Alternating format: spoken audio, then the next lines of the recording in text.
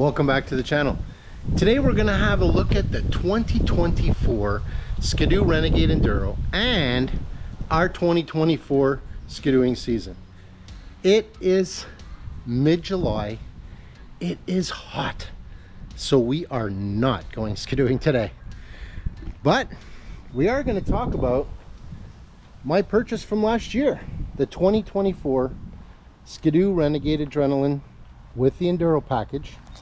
We're going to look at the little trials and tribulations that I had with it. We're going to look at the pluses and the minuses of it.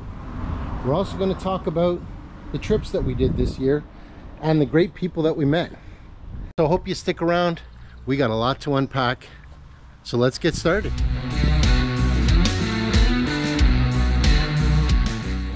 Alright guys, so let's start talking about my purchase this year. It's a 2024 Skidoo 900 Ace Turbo Renegade Adrenaline with Enduro package. As you're seeing it now, it's pretty much stock with the exception of that bag and of course my handlebar bag. But we installed these mirrors.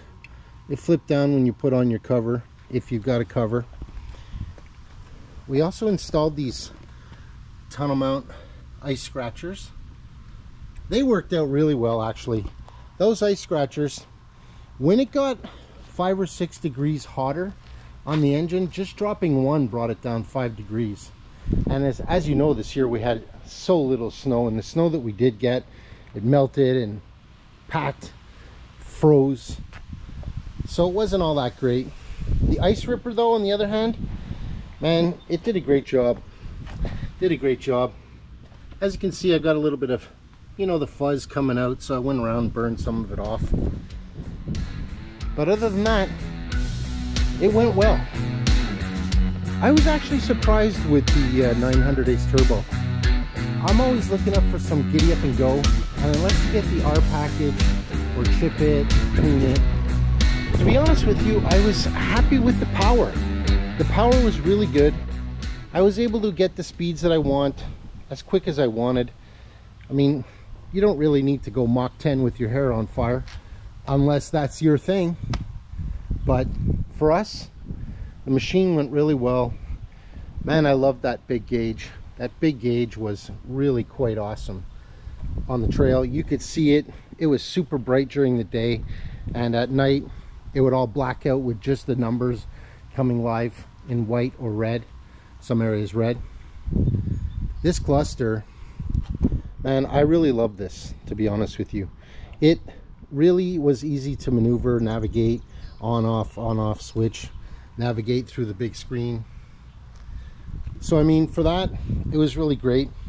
I love the design of it. The rack on the back, awesome, Skidoo. Brembo brake, as you know, they all come with a Brembo brake, but it stopped real quick. Other than that, the carbides, they were kind of fun. I did find, however, that I was, you know, constantly adjusting, which was kind of fun for a while, but then after a while, you know, unless you really want to dial it in on every single time you're on it, it become a little bit of a pain for my liking anyway. I kind of want to just get on it and ride. I love the markings on it, really looks great. The yellow is not too overdone in my opinion, not too overdone. You got the Razx on the front, Razx R Motion on the back, which is really awesome. The clicker to adjust your suspension, and you also have that beautiful big shock, which I really liked. I bought the machine at Maximum Power Sport in Hawkesbury, Ontario. Those guys were really awesome too. They took care of me. So I mean, what else is there for me to say? It handles like it's on rails. It's a wonderful machine. You know, I mean, it is a machine for the cruising type of guy. The guy who wants to go out and cruise. He's not looking to hit the trails and become a Formula One racer. He's looking for the trail to just have a little bit of fun, open it up once in a while, have great stability, comfort, of course. That wider seat with the Enduro branding, really nice, that badging on there. But the water seat is heated 2 levels. To be honest with you, when I put it on level 2, it was a little too hot, if you catch my drift. The little boys were boiling. So what else can I say about this machine? I mean, it's just really speaks for itself. It's got a lot of eyeball, in my opinion. It's pretty reliable, although I did have my issues. So I mean, let's just dive right into that. The day I got the machine, the bag covering the shock in there, the clip had come off. So we had to load it up on the trailer, unload it, leave it at the dealer. That was a bit of a drag. On one of our trips, which we had Mike Gulitz with us, which was kind of great. What a lifesaver that man was. We had an issue with one of the posts here. The post had broke off. So I mean, not even 500 clicks into it and it was already back at the dealer. So strike 2 on that. That wasn't fun at all.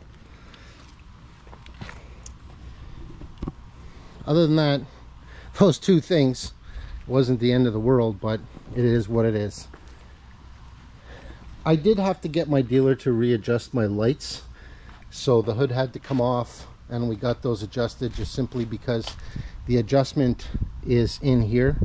There are 2 screws in here which you can adjust the lights up and down. So while they were fixing the post on that solenoid, they also adjusted the lights. What a great machine though. Really awesome. I enjoyed it. Let's dive into some of the differences between the 23 and the 24. Now the 23 is the Gen 4 chassis, which is a little wider than my chassis, especially along here. I find that it really kind of tapers in here. Not a hell of a lot, but it is definitely a difference. Now the suspension is exactly the same. 137-inch ice ripper track with that big shock. Razek's R Motion, same. Pretty much identical. The skis and the carbide setup, pretty much the same, identical. The hood, however, has changed in the Gen 5. So in the Gen 4, you remember those lights kind of went up a little higher on each side, and the nose, in my opinion, was a little bit more pointier. This one is a bit more round in the front. It's almost like it's been punched in the face. So I mean, I kind of like the look better, to be honest. It really looks fly at night, the difference in the lighting. So I really like that. So the hood is different, and of course the yellow and the markings, the way they've set it up, is quite a bit different. Panels are pretty much the same. Handlebars are pretty much the same. Where you're seeing that big difference is definitely in that 10.25 inch screen. Personally, the 10.25 screen versus the Gen 4, I really didn't like what they did. I found it confusing. I rode my buddy's 23 and I was constantly looking, you know, left or right, what's going on here, versus this one is just, you know, all nice and lit up and you can see exactly what's going on. You can toggle between each one, each screen that you want. So let's move into that, because that to me was a major feature. So I know that the motor is the same, 900 ace turbo, the track is the same, the suspension is the same, but you know, having everything right here was really awesome for me. And I mean, halfway through the season I was able to just, you know, figure out exactly what was going on. Now in the 23 Gen 4, you have this wheel thing here.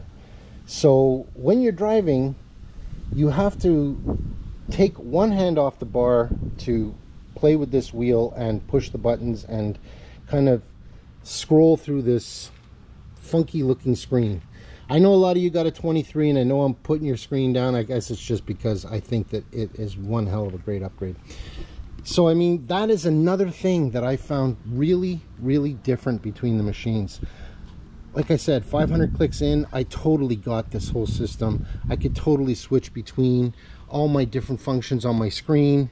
And then when I took out my buddies, I was trying to do the same, playing with that wheel, hitting the buttons that are here, messing around, plus trying to drive at the same time. It wasn't safe, to be honest. I just didn't like it for that. The seat is pretty much the same. The Enduro badging is pretty much the same. All the tunnel is pretty much exactly the same. Everything is pretty much exactly the same. Those are the things that I noticed between the 23 and the 24. So basically Gen 4 and Gen 5. So I mean, completely different generation, yes. Overall, pretty much the same machine in terms of power and track length and suspension. Big differences: the screen, buttons to play around, which for me were quite awesome. I really liked it. The mirrors on the 23 and the whole Gen 4 would be exactly the same as the 25. And the ice scratchers, well, you have the choice of doing rail mount or tunnel mount, whichever you prefer. But other than that, same screen, not same screen, sorry, same windscreen or windshield, however you want to say it. And of course, the 23 is not an adrenaline, it's just a 900 Ace Renegade Enduro. So that was another little thing that I noticed. I did some research into the 25s. Let's talk about the 25. From everything that I could see, including watching the premiere from Skidoo and some literature that's out there on the internet, the biggest thing that we're seeing on the 25 is this wider stance that they've got coming out. Apparently it's just a little bit wider, if memory serves, like 2 inches across wider. And then of course you got the pegs, you know, they're taller, so I think it'll, you know, bring it up to like here or something like that. So I think with that wider stance and higher pegs, it's going to even be more awesome in terms of control. That I think is the only major difference in the Gen 5 25 that's coming out. And of course, you know, the yellow, so you can get it all in black, or on the 25 it'll be red, which would be kind of cool. You know, that Skidoo red color, same as the turbo. The 23, on the other hand, the Gen 4, that difference is quite substantial. You know, a lot of the seat has a lot more yellow. There's a lot of yellow up in here, and of course this whole concept is a little bit different with the yellow coming down on each side. And then of course, you know, your little glove box, it had a lot more yellow, the 23, especially up on the nose here. You had a lot more yellow. So I find the yellow on the 24 is just enough. It's not too much to absorb, but it just makes it pop a little bit and gives it that little bit of a flared out look. Now of course you can see the 25 Enduro on the Skidoo website, and those rinky-dink little photos they have really doesn't show, but I'm seeing almost the same markings that I have with my yellow. I'm seeing them all in red on the 25. So the big difference on my sled, 24 versus 25, is going to be, you can get it all in black, and mine you can get it all in black, and in the 23 you can get it all in black. So the 23, 24, 25 all in black, or 23, 24, they've got the yellow markings. There's a little bit more on the Gen 4 for yellow markings. Now for the 25, the yellow is going to be replaced with red, and of course that whole new setup in the front. It's going to be quite interesting to see. I know a lot of great YouTubers are going to do some videos on that. I'm really anxious to see. I believe that the whole setup in the front is going to carry through in the Renegade line, so it's probably going to be exactly the same for the Enduro. But other than that, that's what I'm seeing in terms of differences. Gen 4, Gen 5, if you do the 900 Ace Turbo, same horsepower, same setup. Awesome engine, 900 Ace. Proven engine for a long time. You can get it in 900 Ace, 900 Ace Turbo, and 900 Ace Turbo R. in both generations. I assume it's going to be the same for the 25. I don't see why it would be any different.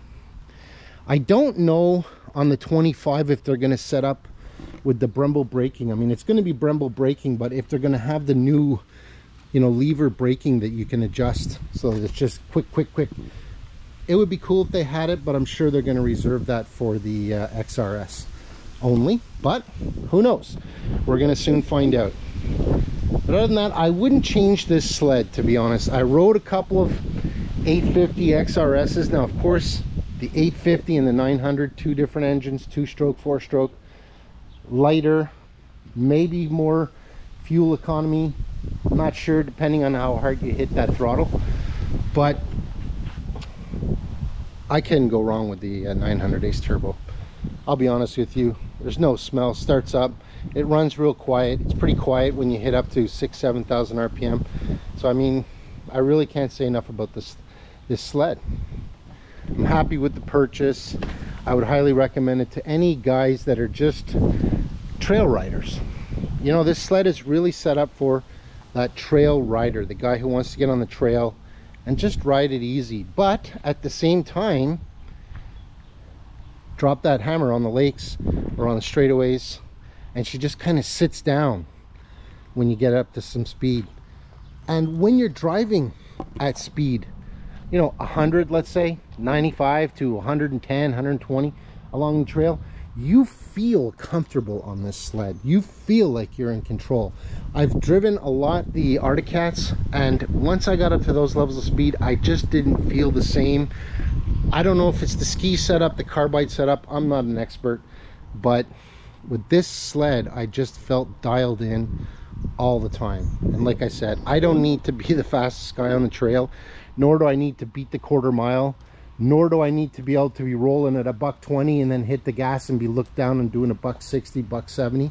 I don't need that in my life. I am really just looking to put it in the trailer, hit the trail, turn it on, have a nice run, catch a little lunch, and come home. That is really my MO for snowmobiling. And what else can I say? I'm sure that the XRS must be a thrill to drive. I've driven a few of them. I haven't driven one with the new setup on the suspension on the front. I wouldn't mind trying that. There's a couple of my buddies who have it, but that's pretty much all I got to say. Oh, nice 911 going by. Anyway, guys, that's pretty much my review of the 24. Thanks to a couple of the YouTubers who sent me some emails and said, hey Steve, can you do a review on that 23 and then have a look at the 24, your sled, and then even dive into the 25. So I know it's been long-winded, but that is my review for the Gen 4 23, Gen 5 sorry 24, and the upcoming Gen 5 25. Beautiful sled, recommend it to anybody. All right guys, so about my 24 season, I mean, obviously the highlight was picking up the new machines, and this year, man, did we trailer. We just went looking for the snow. Wherever we could find the snow is where we were trying to ride. We didn't get a whole lot of riding done this year. We only got about 1,200 clicks done, which is, I don't know, 800 to 1,000 less than we usually do. But we did get one thing that was really cool. We met up with a couple of fellow YouTubers, one of them Mike Gulitz. I don't know if you've seen his channel, but man, does he ever do some nice stuff. He's got great videos, very knowledgeable, always willing to, you know, share how he does things, which is really kind of fun, to be honest. We also met Gary and his son Drew, and Corey and his wife. We actually met them up at Mont Laurier. We went up to Mont Laurier, and that's where we met Mike Gulitz for the first time. Great spot. We were all charged. We were all looking for that snow. And of course, there was asphalt everywhere in town. So first thing we got to do is trailer. That didn't make Mike very happy. He really wanted to just roll out and roll on the trail. But who wouldn't? We all want to just roll out right onto the trail. But we made the best of it, and we got up to Devil's Mountain. We had a great lunch up there. We got some shots. Have a look at the video. Mike's got a video out too. we had a grand old day until about an hour or two before we left. We were up around Rabaska Lodge, and my sled decided I don't want to start anymore. Whew. Thank God we had Mike there. Mike was able to jimmy rig it to get going, stuck a screwdriver on the solenoid, and boom, she started. And we had trouble going home along the way because it was getting dark. Trails were a little shove off here, move off here, turn there. Anyway, we got that done, and thank God Mike was there for that. Got it all loaded, brought it back to the dealer, changed out the solenoid. At the same time, they asked me, how's the shock doing? When we took delivery, there was a clip that came off the shock. The shock wasn't working anymore, so right on delivery, we literally had to get her fixed. Sorry, a couple of more rides in between. Mike and I hooked up again. We decided we're going to Mont Valin. Mike lives quite a distance from Mont Valin, 10 to 12 hour drive. Anyway, what a trooper. He came up. We went and rode Mont Valin with my wife. Again, the nightmares, the whoops, the horseback riding. Unreal. So 2 days of not the best riding in the world. So to sum up 24, man, it wasn't the best season. It was a lot of catastrophe, issues with brand new sleds. But my highlights were going to Mont Laurier, going to Mont Valin, had a couple of rides in between, met with Mike Gulitz, Gary from Mud Brats, Snow Brats. You should check out his channel. He is super knowledgeable. He knows practically everything there is to know about sleds. And if he doesn't know, well, he's gonna find out for you. He also has a great show that's on every Monday night, and also does some trips, which he calls snowmobile sessions. So hopefully we're gonna get in to see that. Wrapping up 24 was not the golden year for snowmobiling, not a million miles, trials and tribulations, chasing the snow wherever we could go. But all in all, you know, I'm not gonna put a huge damper on 24. It was great. I met a whole lot of new people. My channel grew a little bit with some fellow snowmobilers. I met a couple of my YouTube people that I like watching. I also met a couple of people that like watching my videos. So I mean, all in all, 24 was a great year. Looking to hook up with my fellow YouTubers again, Mike Gulitz and Gary with the Snow Brats, Mud Brats. And all in all, what are you gonna do? You gotta make the best. You know, when life hands you lemons, you gotta make lemonade. So that's what we tried to do. Thanks a lot for joining me on the 2024 review of the 2024 Skidoo and my 2024 year. We're looking forward to seeing you in 25. Hopefully the snow gods are gonna bless us and give us great snow. Hopefully we'll be able to meet up with our fellow YouTubers again and break bread, enjoy a glass of wine or a beer, or just put on a couple of 100 miles together. Thanks a lot for joining me. Thank you very much to everybody who subscribes to my channel and likes my videos. Looking for that snow to fly? Stick around, because in November I'm going to give you a 3-part series of our Mont Valin trip with Mike Gulitz. Be well, God bless. Enjoy the rest of your summer. See ya.